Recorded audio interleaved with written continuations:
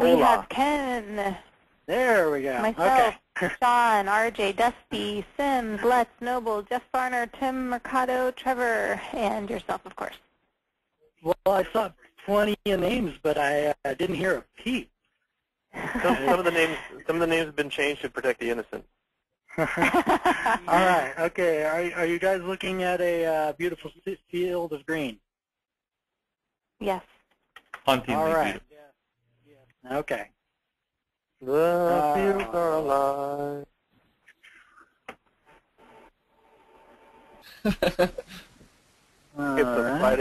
It's a Friday before a 3-day weekend. I'm sorry.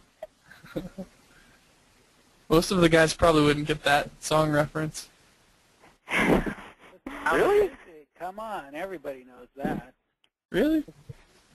I think of that every time I see that.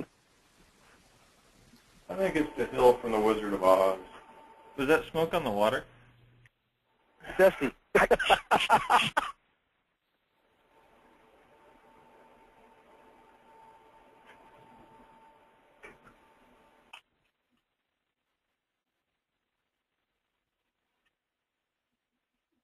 That's Simon and Garfunkel. Okay. It was Stairway to Heaven. Waiting for the Word doc to decide to open. Acoustic version.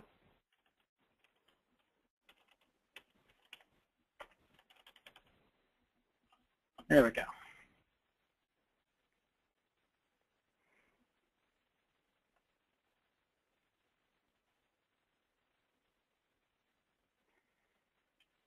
First page up and start through this.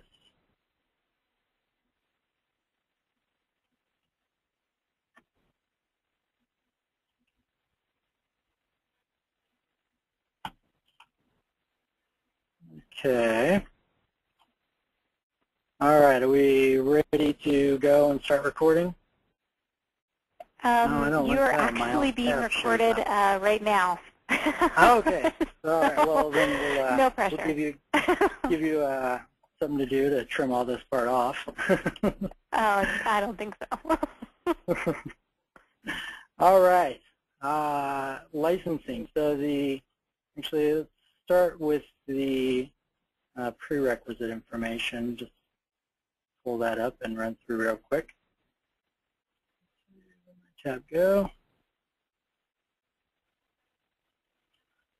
Product use rights explained.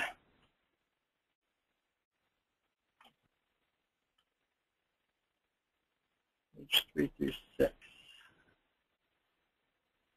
Client access, we're going to do that. And all right. So the parts here that we wanted everybody to have, did everybody get a chance to run through all these definitions? Yes. Okay. All right. So some to highlight. CAL, we talk about that a lot when we're talking about licensing. CAL is what allows a user or a device to access something in the Microsoft server world. So it's not enough just to buy the server. We have to make sure the client is licensed. Microsoft always wants a client license for everything that touches or looks at the network. So their policy pretty much is when in doubt, get a CAL for it. OSC, operating system environment. OSC would be an OS instance. Typically, what we would just say a server install, or the operating system is an OS instance or operating system environment. That can be a virtual machine, it can be a physical machine. So on a server with Hyper-V, there can be several OSEs. Each virtual machine is a unique operating system environment. And so anytime we talk about licensing where you're licensing an OS, you are licensing one operating system environment. Anything? VM virtual machine.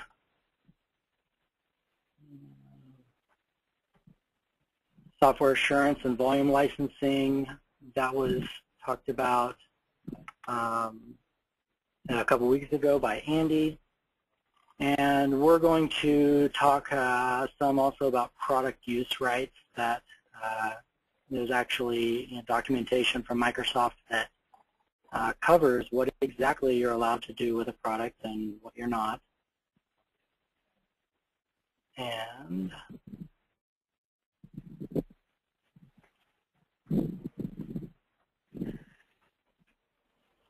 get to our next page. There's my tab.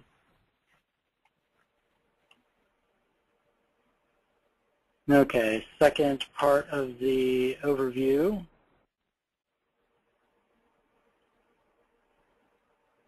Yeah, this overview tab, here we go. Just make sure everybody knows the difference between a user and a device.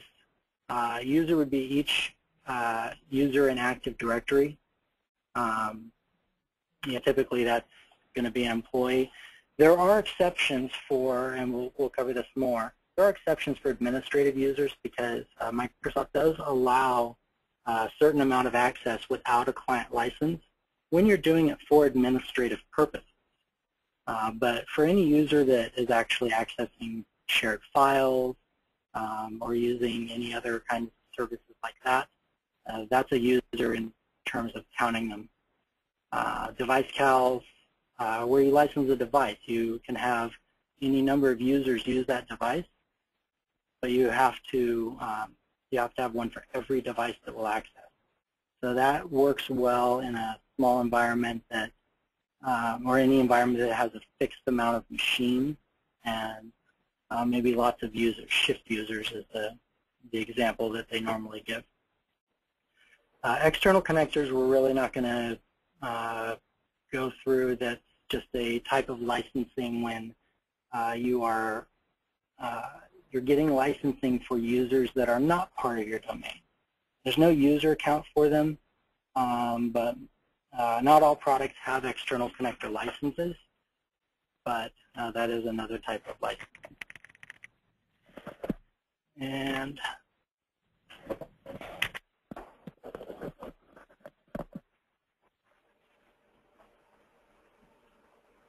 okay.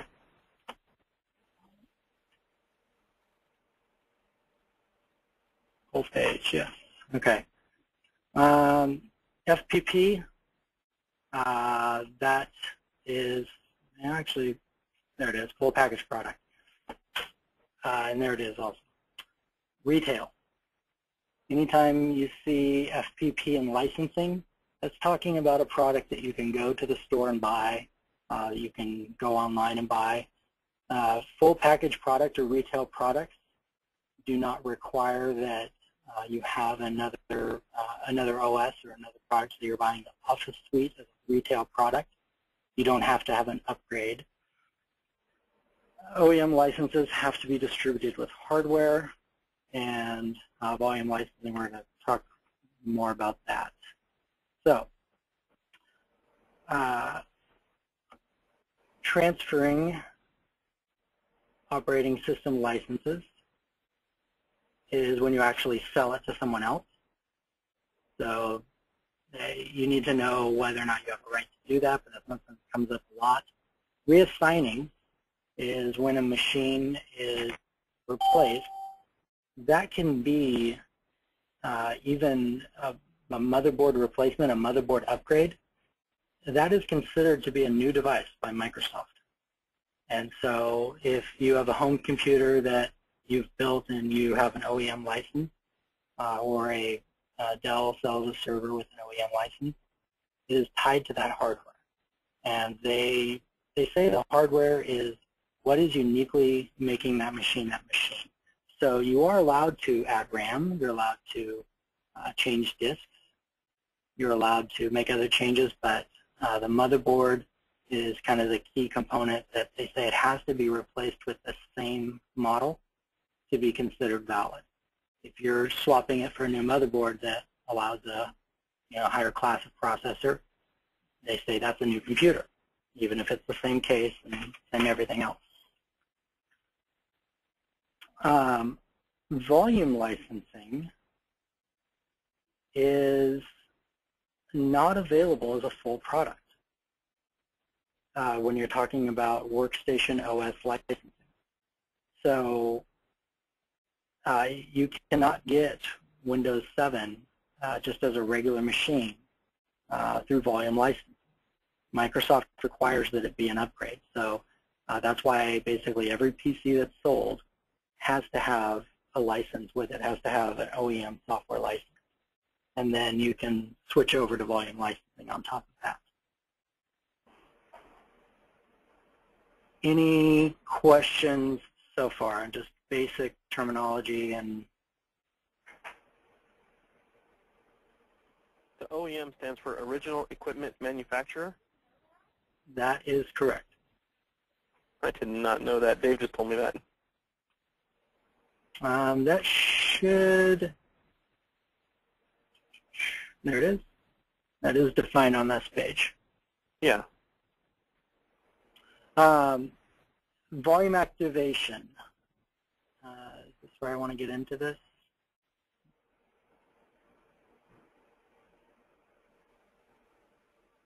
Just run it through my to-do list. Okay, so volume activation. I know you guys are familiar with the fact that Windows operating systems these days need to be activated. When dealing with volume activation, so versus let's say a retail copy or an OEM where you have to activate, volume licensing uses the same key for multiple computers, not a unique key for each machine. And so you have to check in with Microsoft via one of these two systems. So KMS is a specialized system where you have a KMS server within your organization, and there are specific requirements to be able to have that. And the KMS server is what activates the software on the workstation, and the KMS server then reports that information to Microsoft. The multiple activation key is the type of licensing that you normally would see in a server environment, or at least in the environment that we work with. That works just like an OEM or a retail copy. You get a key, you put it in, you hit activate, it goes over the internet, and it activates. But if you remember when Andy was showing the volume license site, there is a parameter, there's a field that shows the number of activations for that key. Each key has a limited number of activations. So in environments where you're having to frequently reactivate, say a VDI environment where machines are being constantly removed and re-added, multiple activation keys don't work very well. You'll use up all your activations, and then you'll have to call Microsoft. That's where KMS allows for a lot more flexibility.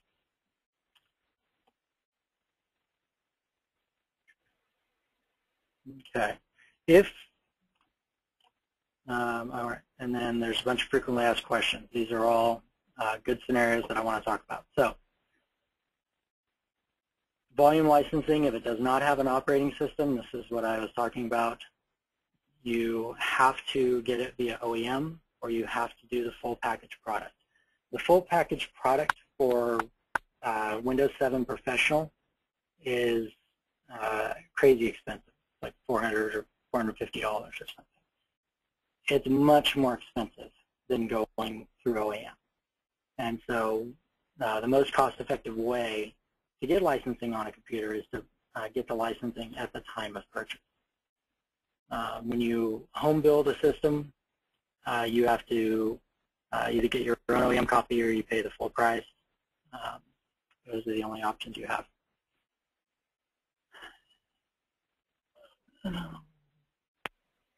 Customer has an older device pre-installed with a licensed copy, was upgraded.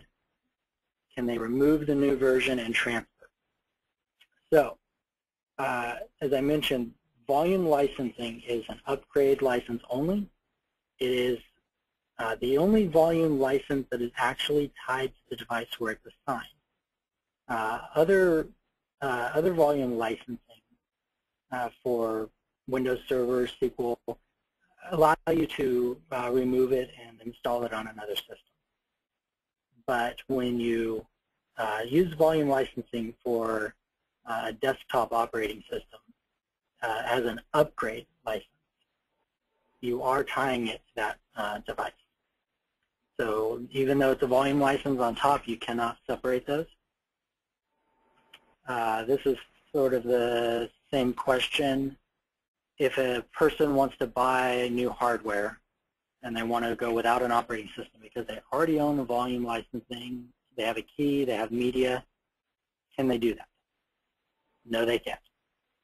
Workstations have to still, desktop PCs still have to have a full copy or an OEM copy before you can install volume license. And I think we actually are going to get into the use rights in another part. So if you do buy a workstation without volume licensing, which obviously that's how that normally works, and you want to get software assurance, within the first 90 days, you are able to purchase software assurance. Andy last time talked about the many benefits that software assurance gives you. If you buy within 90 days, you can get just the software assurance without having to pay an upgrade price. If you go beyond that time, that 3-month window, Microsoft will actually charge you for a volume license plus as an upgrade. Let me bring over a document that shows that point.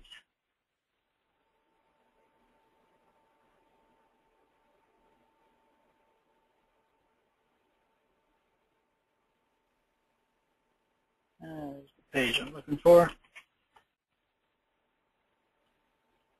And page 101.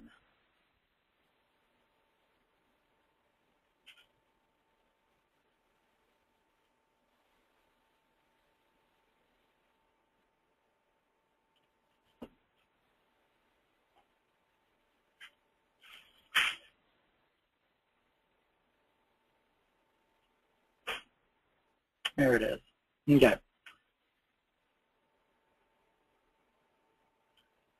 Specifically, there's that point. So this is actually part of the Microsoft product list document that was mentioned at the end of that last page. This huge document, you see 169 pages, talks about all the different types of volume licensing and software assurance that are available, and a bunch of conditions that are required to be able to use it, and you do not want to have to read through that. Proof of licensing. So let's open this document up. And if we look on page 9,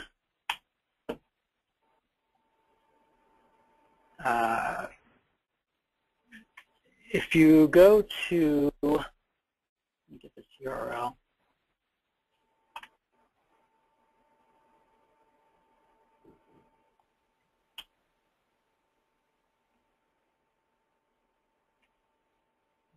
Okay, that page is kind of, that window's a little small. You can't read the whole thing, but I can send this out if at the end anyone actually is interested. But this is the address where you can go and pull down the license terms for all the different products that Microsoft has, whether it's OEM, retail. So if I say I'm looking for licensing for an OEM product, and I want Windows 7, select my language, keep going, and you will eventually end up with a document like this. Proof of licensure for a full package product for retail. Genuine proof of license. If you acquire software on a disk or other media, your proof of license is the genuine Microsoft Certificate of Authenticity label with the accompanying genuine product key and your proof of purchase. So if you install a retail copy, if you buy a product, any point in the future, you're audited and someone says, where do you get that product? What entitles you to be able to run it? Just having a retail key does not give you proof of licensing. Just having the disk does not give you proof of licensing. Just having a receipt does not give you proof of licensing. If you do not meet all these conditions, then you do not have a license to run that product. And as such, you have to purchase it again or remove it. And if you didn't buy a retail product, if you did an online purchase, your license is the proof of purchase along with the upgrade product key. For an OEM product,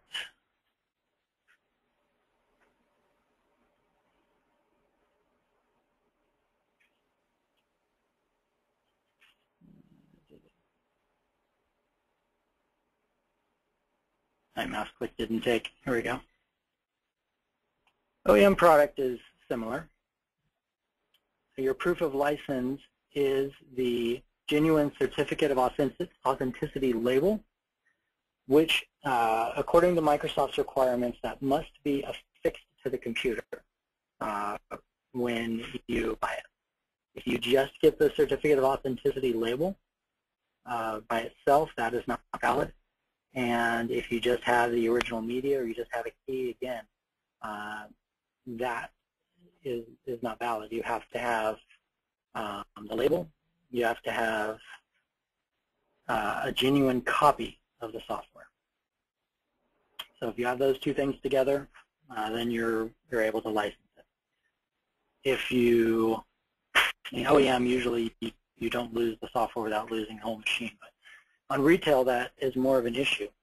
If you don't have a legal right to run the product, then you will have to replace it. Here is, everything's opening on my other monitor right now.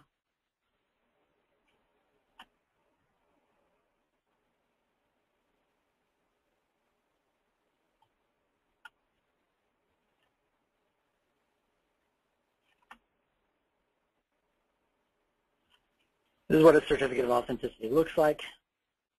You guys should all be very familiar with these. And if you get one of the original media from Microsoft, they have this really neat hologram effect. And if you get an OEM, you have the same thing. You have a certificate of authenticity like that, plus the documentation and license terms. And those are what you should receive with any new computer.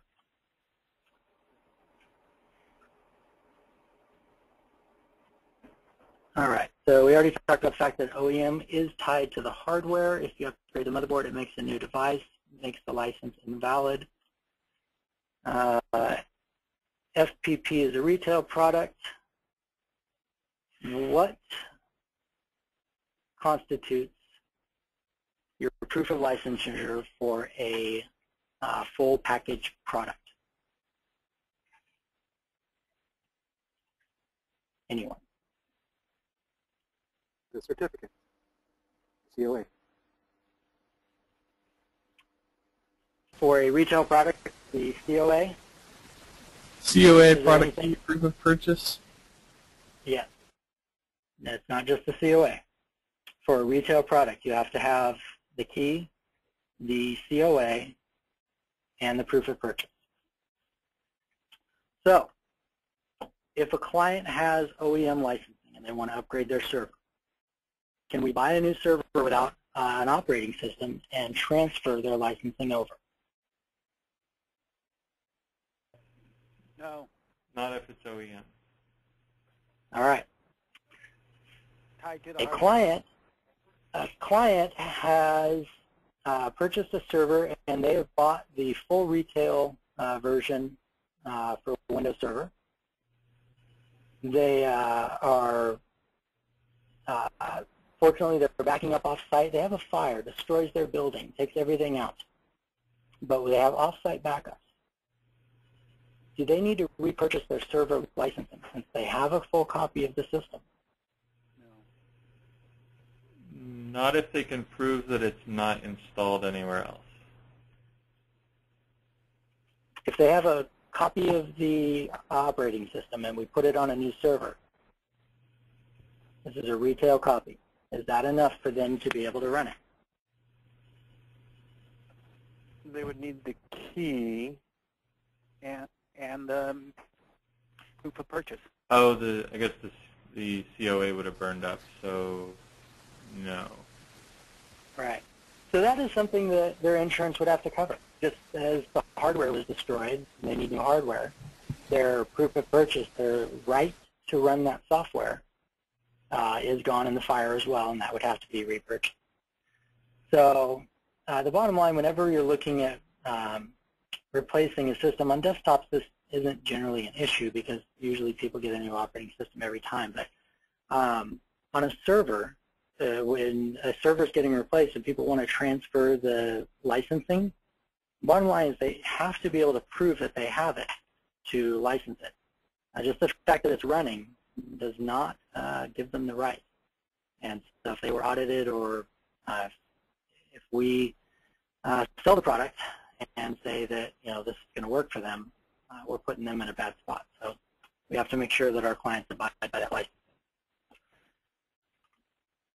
Volume license keys and product activation. Product activation is a process to validate with Microsoft that a key is genuine. Setup keys. When you download products from the volume licensing site, or when you buy a product, say a retail key, sometimes they will include a key with that media. Or for the volume download, a key will be available on the download screen. That's something that when you launch the product, it's going to ask you for a key to be able to proceed any further. So Office is a product like that. SQL is another one, where when you install the product, it's going to ask you for a key before it lets you get any further. It's not going to, like an operating system, you actually can install the operating system without a key and kind of catch that part up later, but like Microsoft Office, the type of installation it gives you is based on the setup key, so it will ask you for that key up front. When you do volume licensing, you're assigned a licensing ID that is listed in your summary online. All the products that you get, all of your orders associated with your licensing ID or with your company are available through the volume licensing site.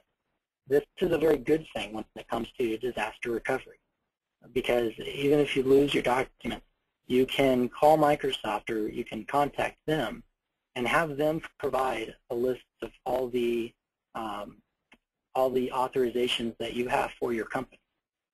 So if it is, again, OEM or the retail copy, it's on you to maintain the level of documentation needed. But when you do volume licensing, Microsoft keeps track of that. So that's a good thing. We already talked a little bit about key management, but here are some of the more specifics. A KMS server, if you are activating servers, so the way that KMS works, the host that is your KMS server, you actually will put a KMS key in for Windows Server. So when you are providing a key for the server, you choose the KMS key option. That server will actually not activate until it meets all the activation thresholds. So it's going to be looking for 5 Windows servers before it will activate, or 25 clients, or 5 copies of Office and Project. So if you have a client that has 20 desktops and they want to use key management services to activate their desktops. Can we do that? They have how many again? If they have 20 desktops. No, according to there, it says Windows 7 or Windows Vista, you must have at least 25 in order to activate it. But That is exactly correct.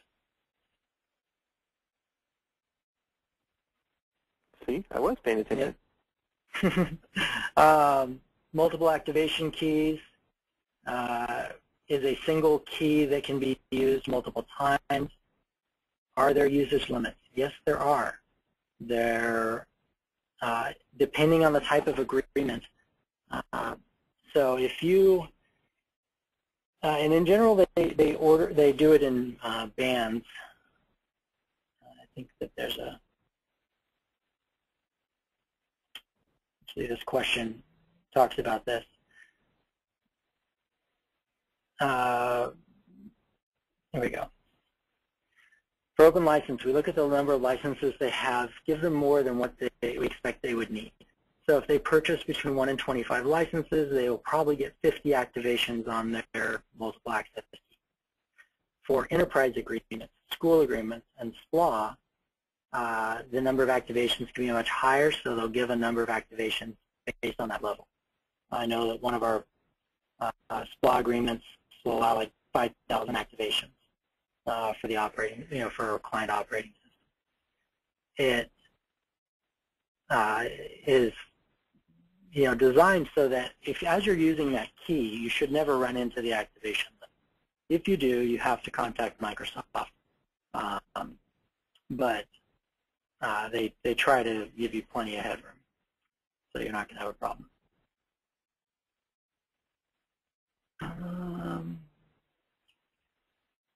See if there's anything else in here that we really want to talk about.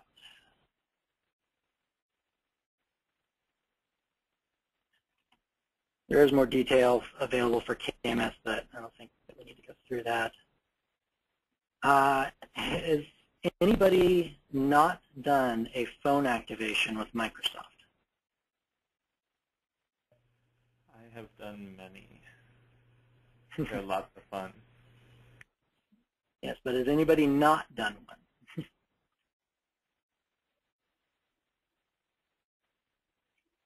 Good. If everyone's done one, then this is familiar. It's a very simple process. If you try to activate and it fails to activate online, tell it that you want to use the phone system. It'll give you a number. You run through. You give the system a bunch of digits, and then it will give you back a long sequence of numbers, and that provides the validation for activation.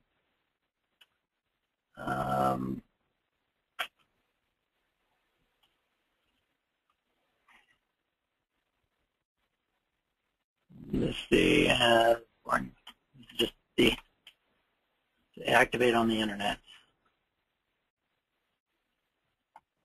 Which you guys have done that a lot. All right, client access licenses. We ran through this part.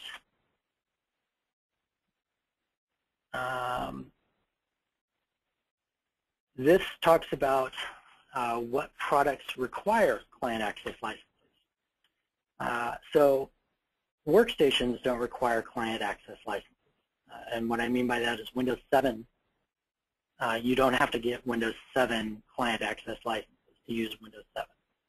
But the server products, Windows Server, SQL Server, Exchange, Link, SharePoint, they have a server plus a CAL requirement where you can buy the server, but for anybody to connect, you still have to buy a CAL for them, and that can be a user CAL or that can be a device CAL. SQL does have a per core option that allows you to buy the product and have an unlimited number of users. But for the most part, we deal with environments where we have to buy CALs. So everybody that, actually let's go ahead and get this next document open because this document runs through these scenarios. And looking at time, yeah, need to move a lot faster.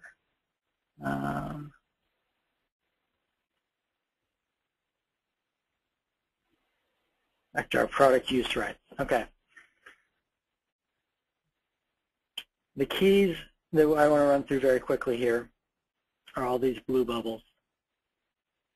So for licensing a desktop or desktop application, you need one license for each physical device that is running or accessing the application.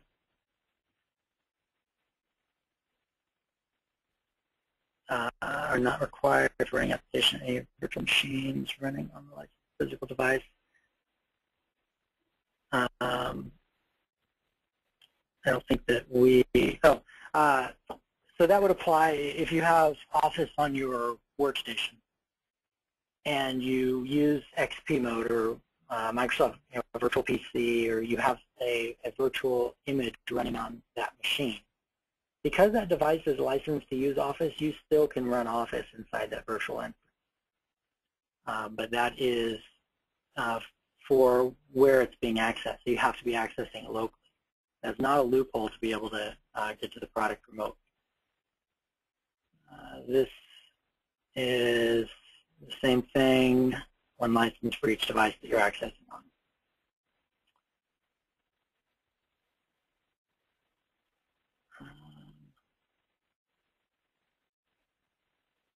Server. Each server needs a license to run. You need one license for each instance of the server software. You need one CAL for each user or device that accesses the server. And so they have an example here of a server, and so Wendy wants to buy a server. She wants to have 120 employees connecting. They each have a PC and have a smartphone. So in the Microsoft licensing model, that smartphone, if it is using the server resources, actually still requires a device CAL. So instead of having to buy 240 device CALs, they can do 120 user CALs because they're licensing each user, and it doesn't matter which device the user accesses from. So any user only needs one CAL to access any instance of the software running across the organization. That is important. CALs must be for the same or an older, later version of the server. So if you have server 2003, you must have a 2003 CAL. If you have 2008, you must have a 2008 CAL. If you have a 2008 CAL, can you access a 2003 server?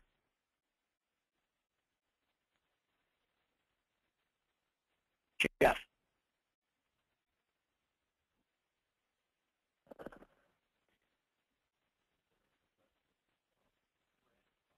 Have we lost Jeff? Yes, you can. Yeah, that is correct. There are not CALs for 2003 R2 or 2008 R2. So a 2008 R2 server still uses a 2008 CAL. CALs are to be assigned. They're not to float around. So there is a rule about reassignment. So you can temporarily reassign, but a company can't have shift workers and then say every 8 hours they're going to reassign the CAL. So they only need, if they have 3 shifts of 50 workers, they can't say they need 150 user CALs because they're going to shift it every 8 hours. They would have to have 150 user CALs, even though those people are shifts. That's where the device CALs can make sense. We don't need to talk about that. And additive CALs, there are some CALs that you have to have the base product below it. An Exchange Server Enterprise CAL is one of those examples. You have to also have an Exchange Server Standard CAL, but that's not something that you will come across very much. Page 13 and 14, we're there. And on page 19, back to OSE, a computing environment where a virtual machine or applications are run. And I thought that they had a little stuff yet. All right. I have a bunch more points, so I'm skipping around to see what parts I really need to cover. I want to cover these real quick.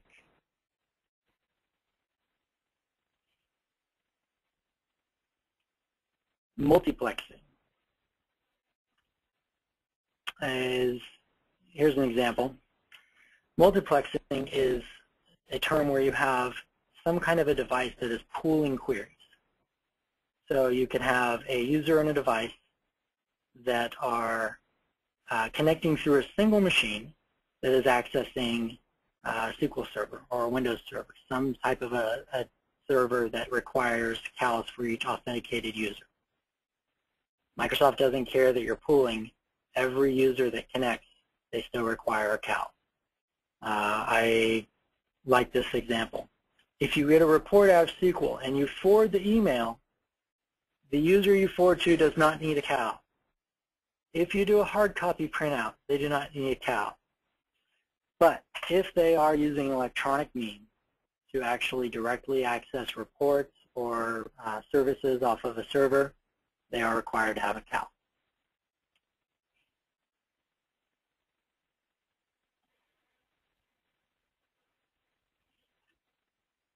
Let's see my next thing. Did it not open?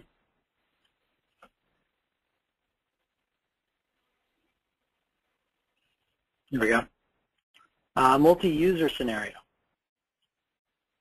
This refers to terminology or technologies where you can have a workstation that has multiple users simultaneously accessing that.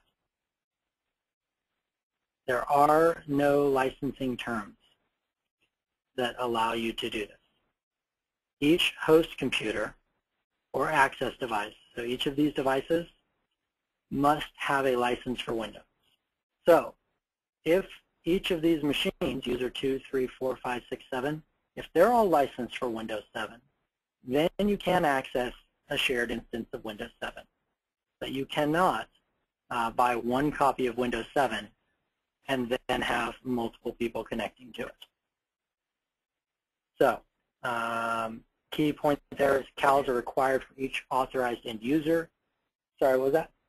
Are you talking like RDP or something?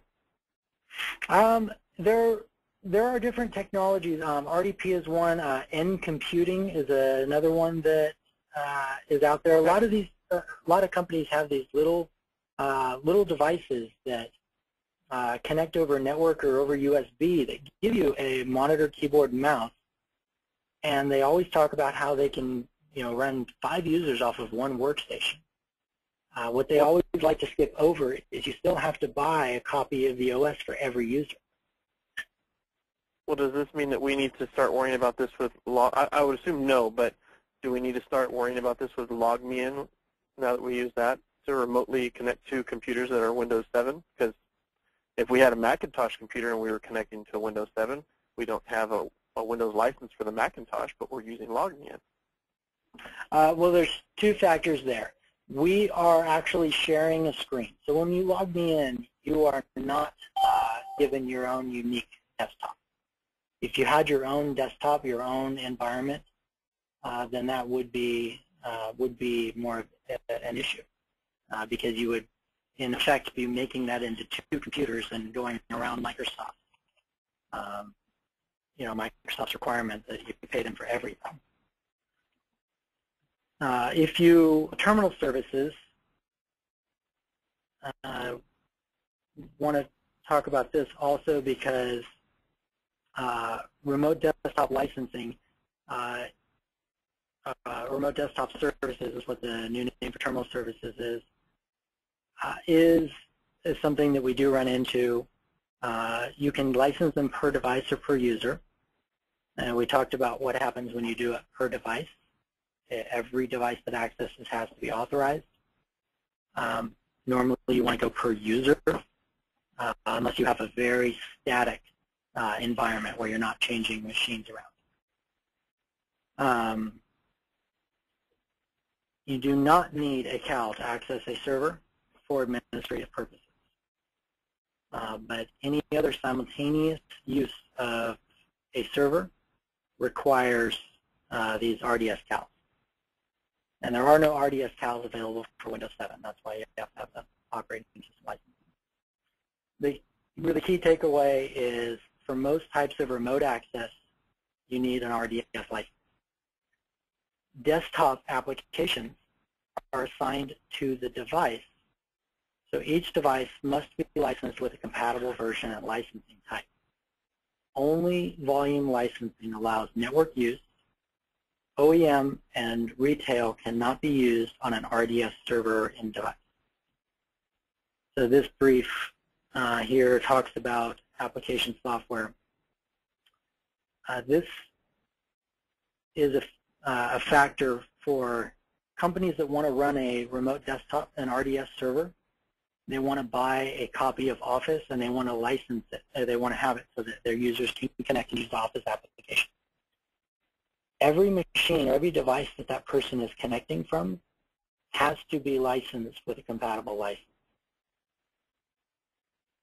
So what that means is if I set up a terminal server and I get a volume license for Office 2010 and I give my employee a laptop with Office 2007 OEM, he is not licensed to use Office 2010, even when he connects to the terminal server. That's a violation of the terms. You have to have a volume license, not a retail, and the volume license has to apply to that device. So it has to be a company asset where you're using that volume license key for that user in two places, on the desktop or laptop that they're using and on their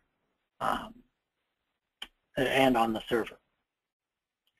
The home use license that Andy mentioned last time for as a benefit of software assurance is that's one of those things that you can only get with volume licensing, where you can have a copy in a corporate environment and allow people to use it on their machine at home. You cannot do that any other way. So application licensing on an RDS server is kind of a tricky thing. So that actually is everything I had except for the one thing I skipped. Let me pull it back up and see. Let's just hit a couple of these points real quick and we'll stop here. These little contents actually pretty well highlight everything that you need to remember. A device client access license, license the device. It's not per operating system environment on the device. So if you have an application that is licensed for the device, you can run it on any operating system environment on that machine. Per processor products, we don't really, here's the only part really that I wanted to make you guys aware of. Multiple instances of a server under a single license. If you have 2008 Enterprise, you are allowed to run multiple instances of that software on a server. Each license allows you to run at any one time 4 instances of the server software in 4 OSEs on one server. If all 4 are virtual, you can also run an instance in the physical OSE only to run the hardware virtualization software, provide the services or software needed to manage the operating system environment. You can run 4 instances. You are allowed to make multiple copies, multiple cold images. So that is one thing that server licensing is different than the workstation. You actually can have multiple instances installed or set up multiple copies of a drive in a virtual environment, but you can only run 4 simultaneously. So does it cost 4 times as much right off the bat? The data center licensing is, in 2008, it is almost 4 times as much. It's actually about 3 times. So it is good if you're looking at an environment where you're going to need 4 VMs. It's a nice fit. Or if you're going to need 3, it's still nice because it's basically the same cost. Enterprise does allow extra features. You're allowed more RAM. There are other features, branch cache, what is it? DFS with bit level differencing. I can't remember all the different ones right now, but there are special things you get with Enterprise. Clusters. If you want to run any kind of clustering, Microsoft clustering, you have to have Enterprise or data center licensing. So those are the other reasons to buy it. 2012, as a heads up, has changed this model. There are now only 2 flavors. They're standard and data center. They both allow you all of the same features. The only difference is that standard allows you to run 2 VMs and or 2 OSEs. Data center allows you to run an unlimited. But data center is licensed per processor in the server. So that's a 2012 difference. But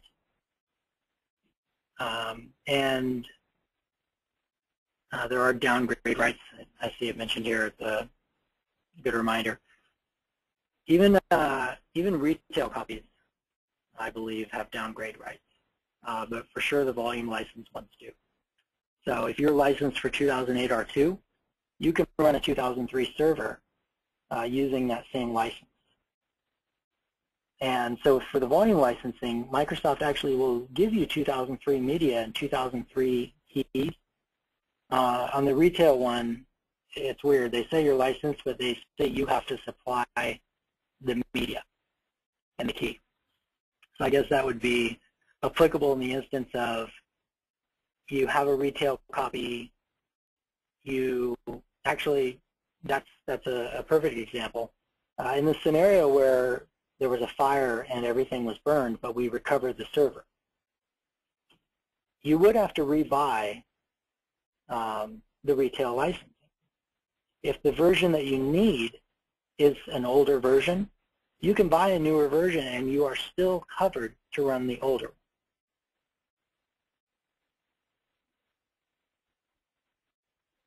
Does that make sense? Yeah.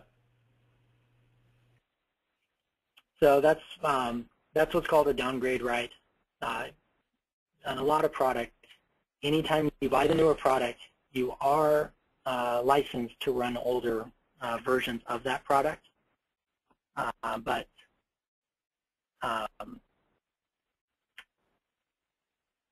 it's on you to have that media or have that other product available.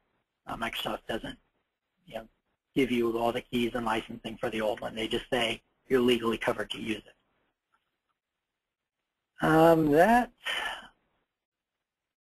It looks like I've actually pulled open all the documents and notes that I had to run through. Are there any questions or anything that I went over way too fast?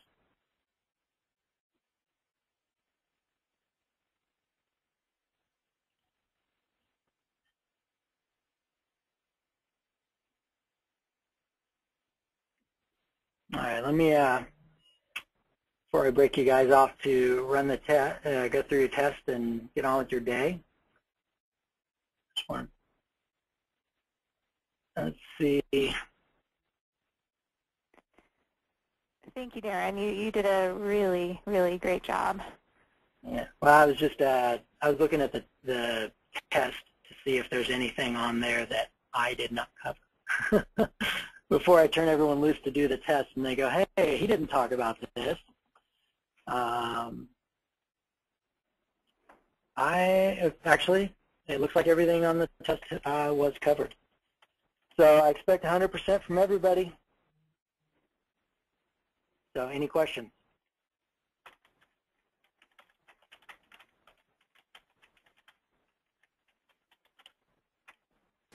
Nope. All right. Well, thank you for watching through and having some time to get caught up on your timesheets and filing on your desk and whatever else productive was done. Thank you, sir. And that is it. I'll see you guys sometime. Talk to you later. Thanks, sir.